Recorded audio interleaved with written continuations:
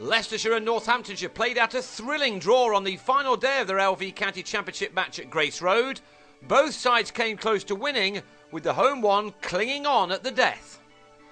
The day started with Leicestershire declaring their first innings closed on their overnight 38 for 2, and Northamptonshire then used up 8 overs and 1 ball in making 26 without loss to set an agreed target of 341 in 86 overs.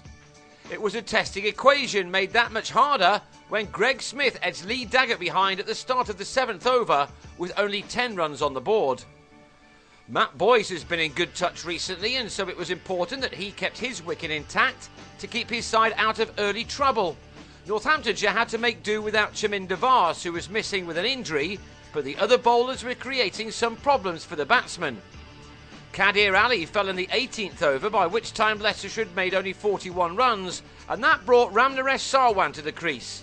The West Indians steadied the ship to begin with, and then started to ease into his innings with some exceptional stroke play. His was always going to be the big wicket as far as Northamptonshire were concerned.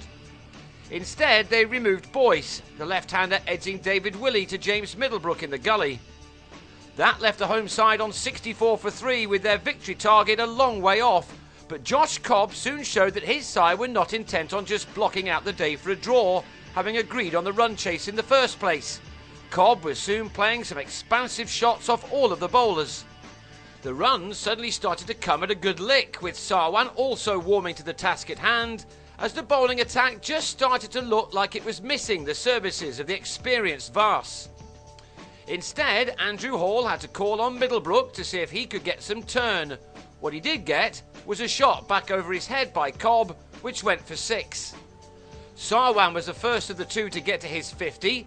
A fine leg glance took him there off only 65 deliveries. 7 fours had been struck by him. Cobb also got to the landmark in the next over with his 7th 4.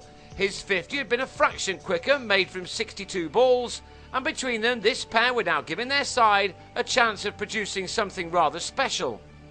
However, they were then set back when Cobb on 59 completely misjudged a ball from Daggett to let it crash into his stumps. He departed with his side on 167 for 4. Leicestershire now needed 174 more runs from the remaining 39 overs, and with Sarwan still there and going ever so well, it appeared that there was now a good shout that they would get there. He was using all of his vast experience to find the gaps all over the field. He'd put on 103 with Cobb in 21 overs and now added a further 73 in the next 20 with Ned Eckersley, who also was beginning to look fairly comfortable. So now the target was down to just 101 runs needed off the last 20 overs with 6 wickets in hand. Northamptonshire then crucially removed Sarwan, who misjudged the length of a ball from Middlebrook, to go for 94. 5 minutes later and the chase was just about off, as Eckersley on 35 was legged before to Hall at 244 for 6.